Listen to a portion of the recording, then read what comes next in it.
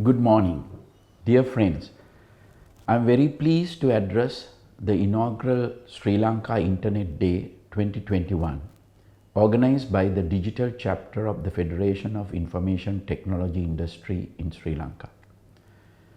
I am very encouraged to witness the participation of distinguished speakers from abroad, who I am sure would be able to add much value to the work Sri Lanka has undertaken in the information communication technology field. I also note with much satisfaction the role played by the newly formed Ministry of Technology in this inaugural event, with enthusiastic support from the ICT Agency, Telecommunication Regulatory Authority, Export Development Board, and the Colombo Stock Exchange as national partners. It is essential that a strong collective effort is launched to make Sri Lanka move forward in an expeditious manner.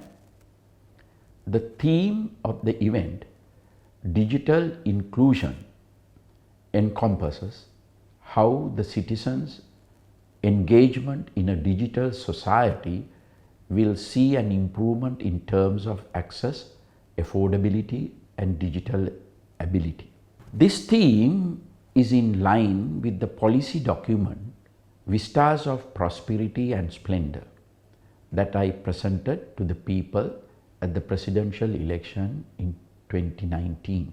On a 10-point policy framework I presented, the sixth pillar, a technology-based society, assumes great importance because it is an enabler for the overall development of Sri Lanka and strengthens the implementation of people-centric economic proposals.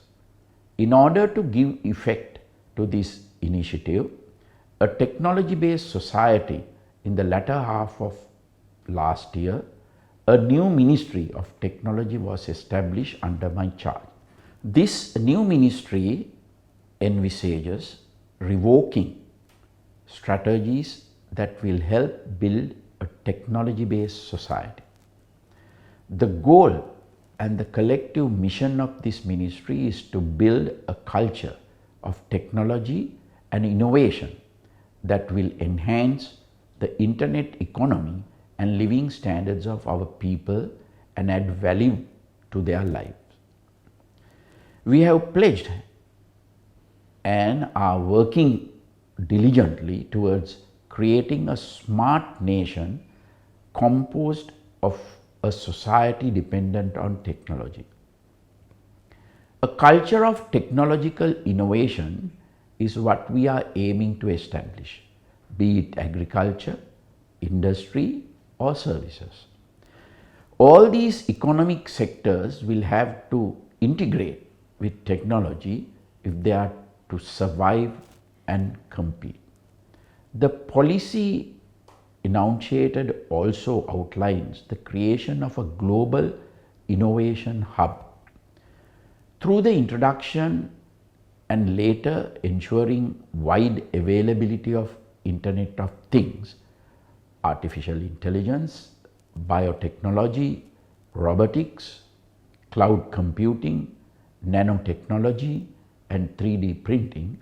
Sri Lanka is beginning to create the infrastructure to make the country a global innovation hub. If not for the debilitating blow dealt by the COVID-19 pandemic, we would have covered much ground by now. Nevertheless, with the lessons taught by the global pandemic, we are moving with more vigor to realize our stated goals. On this inaugural Sri Lanka Internet Day, a key component of the technology-based society pillar cannot be overlooked. That is the setting up of the citizen-centric digital government for the convenience of the citizens. Establishing citizen service centers to adopt new technologies for public service delivery, introducing a digital and electronic payment system to pay traffic fines, establishing an e-procurement system to eliminate bribery and corruption, among others, are envisaged under this component. Very soon, a unique digital identity card with the state-of-the-art technology for every citizen will be a reality. Substantial work has been done in this regard. These citizen services will greatly depend on wide availability and access to internet. It is essential that for e-governance to be firmly established, high-speed internet is available throughout the country. It cannot be limited only to urban areas. A well-implemented e-governance framework will not only ensure the well-being of the people in their day-to-day activities, but will also make the government work efficiently and effectively. This will lead to drastically reduce corruption in transactions. Undoubtedly, an efficient e-governance program facilitated by high-speed internet will save time people spend on getting essential things done from the government. Further, to take Sri Lanka firmly into the 21st century, a digitally inclusive Sri Lanka must be established. Our policy document enumerates this vital initiative. A few key programs in this component are establishing a countrywide high-speed optical data transmission system and a high-speed 5G mobile broadband system to facilitate data transmission, establishing digital cities with digital administration and monitoring, introducing mobile and digital payment systems, and introducing new legislation to ensure data protection, cyber security and intellectual property rights. We also envisage through our policy basket to promote IT entrepreneurship. We are therefore very desirous of supporting the local entrepreneurs to develop software for the international market and boost our IT exports to $5 billion annually. In most rural areas, internet speed is a bottleneck for advancement of many economic sectors. Unless high-speed internet is made available to people, we would not be able to make substantial improvement in their day-to-day life. This is true in the case of investors as well. For investors to see Sri Lanka as an attractive destination, high-speed internet is a key requirement. Having high-speed internet even in rural areas will offer more and lucrative opportunities for these investors, leading to rural areas becoming ideal location for industries to be established. I am aware that a lot more work needs to be done to realize our goals. Nevertheless, work that is being carried out by the public and private sector agencies provide us much hope. The recently established Technology Ministry has already commenced building technology parks that will change the IT and innovation landscape of Sri Lanka.